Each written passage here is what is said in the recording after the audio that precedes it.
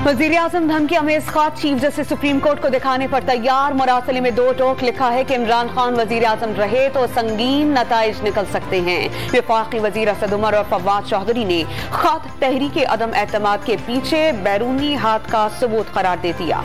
नवाज शरीफ खुलेआम बैरूनी क़ुव्वतों के आलाकार बने हुए हैं। इस्राईली सफारतकार से मुलाकातें ऑन रिकॉर्ड हैं। फवाद चौधरी की प्रेस ब्रीफिंग। नून लीग ने काफ पर वादा खिलाफी का इल्जाम लगा दिया। चौधरी बरादरान ने साथ चलने की पेशकश कबूल कर ली थी। इन्हीं के कहने पर तहरीक अदम एतमाद जमा कराई गई। बाद में पता चला कि चौधरी ने हुकूमत से बात कर ली। लीगी रहनुमा राना सनाउल्लाह का दावा, जिम्मेदार मोनिस इलाही करार। मुनहरिफ अराकीन बेईमानी कर रहे हैं। एक कश्ती डुबोकर दूसरी में जाना चाहते हैं। अटॉर्नी जनरल के दलाइल। मुनहरिफ अराकीन कहते हैं कि खुद तो डूबे हैं सनम, तुमको भी ले डूबेंगे। जस्टिस मंदोखेल के रिमार्क्स। सदारती रेफरेंस की समाअत कल तक के लिए मुलतवी। वज़ीर-ए-आला पंजाब नामजद होने के बाद परवेज इलाही के अराकीन असेंबली से राबते शुरू। पीर सैयद अली अब्बास, मेजर लातसिफ सत्ती, जमशेद सत्ती और दीगर से मुलाकातें। हिमायत का वादा ले लिया।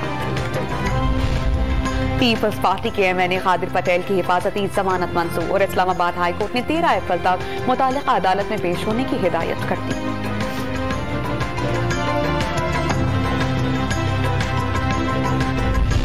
तहरीक अदम एतमाद कामयाब बनाने के लिए पीपल्स पार्टी के राबते जारी। आसिफ अली जरदारी और बिलावल भुट्टो जरदारी से आजाद रुकने असेंबली असलम भूतानी की अहम मुलाकात। हिमायत का यकीन दिला दिया।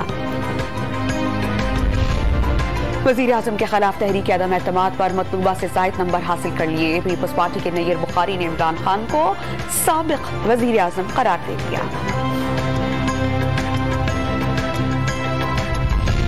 और कराची के इलाके